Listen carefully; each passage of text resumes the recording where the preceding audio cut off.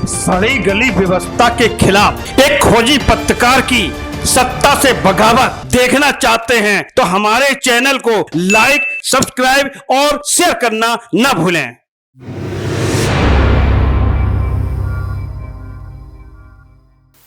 नमस्कार दोस्तों, स्वागत है आपका दृष्टांत न्यूज के खास कार्यक्रम मुद्दे की बात राजन के साथ में। मैं हूं आपका अपना संजय राजन।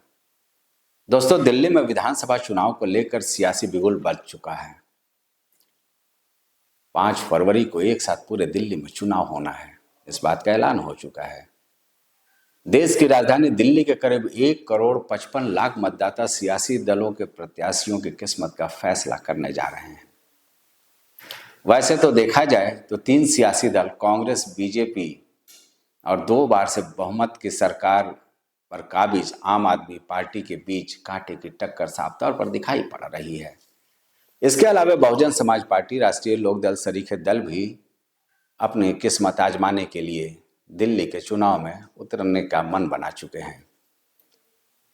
दोस्तों, दरअसल ये तो हुई आम सियासी समीकरण की बात, लेकिन मैं जिस मुद्दे पर चर्चा करने जा रहा हूं वो है इंडिया ब्लॉक को लेकर। क्या इस बार दिल्ली विधानसभा चुनाव इंडिया ब्लॉक बनाम इंडिया ब्लॉक होने जा रहा है? आप सोच रहे होंगे कि ये मैं क्या कह रहा हूं। भला एक ही धड़े का कैसे उसी धड़े से मुकाबला हो सकता है? अब देखिए ना, लोकसभा चुनाव में बने इंडिया ब्लॉक में कांग्रेस के साथ आम आदमी पार्टी शामिल रही, लेकिन जैसे जैसे राज्यों का मामला आया, इंडिया ब्लॉक के सियासी दलों में शायद ही एका रह पाई।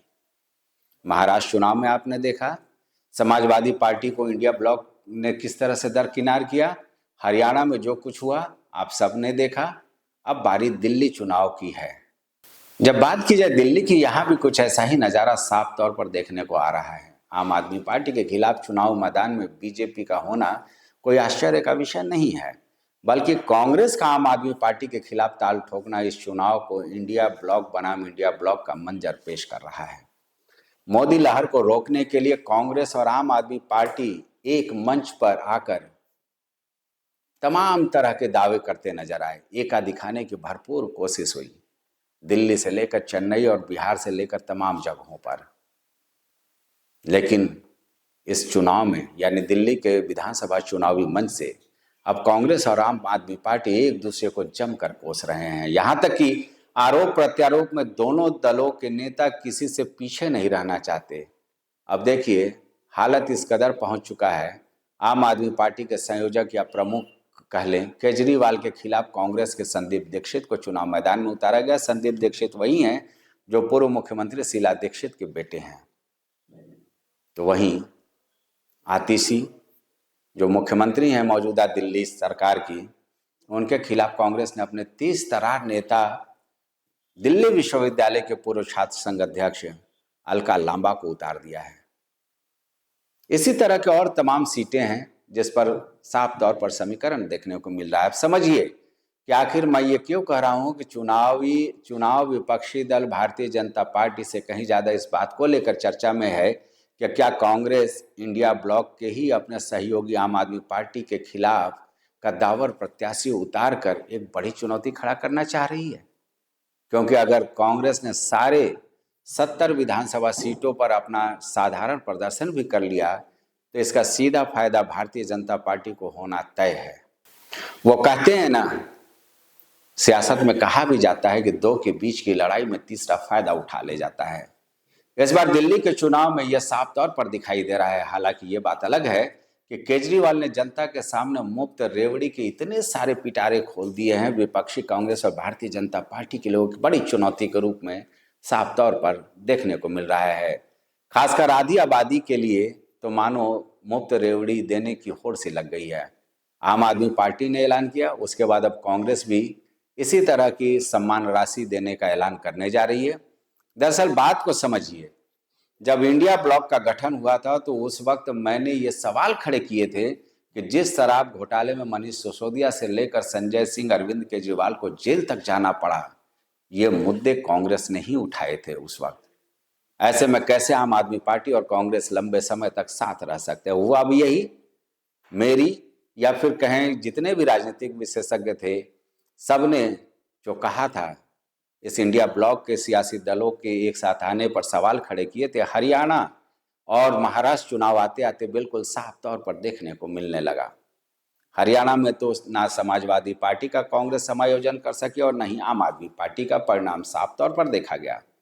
अब दिल्ली में भी अगर कांग्रेस और आम आदमी पार्टी शायद एक साथ लड़ते हैं, जिस तरह से लोकसभा चुनाव में इंडिया ब्लॉक में एकता के दावे किए जा रहे थे, तो शायद भारतीय जनता पार्टी के लिए एक बड़ी चुनौती होती।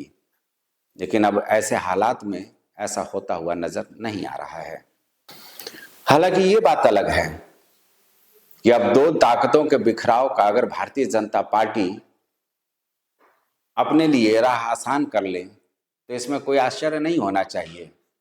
लेकिन बात अलग ये भी है कि वैसे एक बात और है कि पिछले चुनाव में भी मोदी सरकार के दर्जनों मंत्रियों सांसदों की सक्रियता के बाद केजरीवाल ने बहुमत की सरकार बनाने में कामयाबी हासिल की थी 2020 में। कांग्रेस उस वक्त भी दमखम से लड़ रही थी। लेकिन आप पूछेंगे कि आज मैं क्यों इंडिया ब्लॉक बनाम इंडिया ब्लॉक की बात कर रहा हूं, क्योंकि कांग्रेस तो उस वक्त भी चुनाव लड़ी थी आम आदमी पार्टी के खिलाफ। दरअसल जिस इंडिया ब्लॉक की मैं बात कर रहा हूं, तब आम आदमी पार्टी इंडिया ब्लॉक में शामिल नहीं थी। और आज जब इंडिया ब्लॉक का हिस्सा होने के बावजूद अगर दो सियासी दल किसी राज्य के चुनाव में आमने सामने खड़े होते हैं, तो जाहिर सी बात है भारतीय जनता पार्टी को हमला बोलने का एक बड़ा मौका तो मिल ही जाएगा। कांटे की टक्कर है दिल्ली में।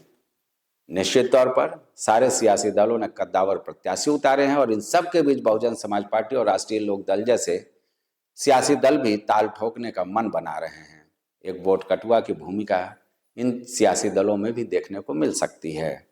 कुल मिलाकर ये कहा जा सकता है कि इस बार अरविंद केजरीवाल के लिए निश्चित तौर पर चुनौतियां बहुत बड़ी है, क्योंकि तब कांग्रेस की जो हालत थी 2020 में, उससे एक बड़ा बदलाव हो चुका है। लोकसभा में भी 100 का आंकड़ा पार कर चुकी है कांग्रेस, और जाहिर सी बात है राहुल गांधी की छवि एक कद्दावर नेता के रूप में स्थापित हो चुकी है। नेता प्रतिपक्ष भी वो बन चुके हैं। तो ऐसे में अगर कुछ सीटों पर कांग्रेस डेंट लगाने में कामयाबी हासिल कर लेती है, तो निश्चित तौर पर केजरीवाल के लिए बड़ी चुनौती होगी। और इन सब से ऊपर भारतीय जनता पार्टी को एक बोलने का मौका मिल गया है कि इंडिया ब्लॉक की हकीकत सबके सामने आ रही है। यह सिर्फ मौका परस्ती का गठबंधन था। चलिए, दिल्ली चुनाव को लेकर और हम दिलचस्प बातें आपके सामने लाते रहेंगे। फिलहाल इस वीडियो में इतना ही। अगर ये कार्यक्रम मुद्दे की बात राजन के साथ आपको पसंद आ रहा हो तो इसे लाइक और शेयर करना ना भूलें।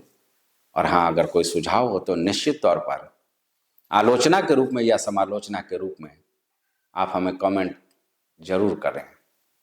दृष्टांत न्यूज़ को ज़्यादा से ज़्यादा सब्सक्राइब करें, जिससे आप सीधे हमारे इस कार्यक्रम से जुड़ सकें। फिलहाल मुझे दीजिए इजाज़त। नमस्कार।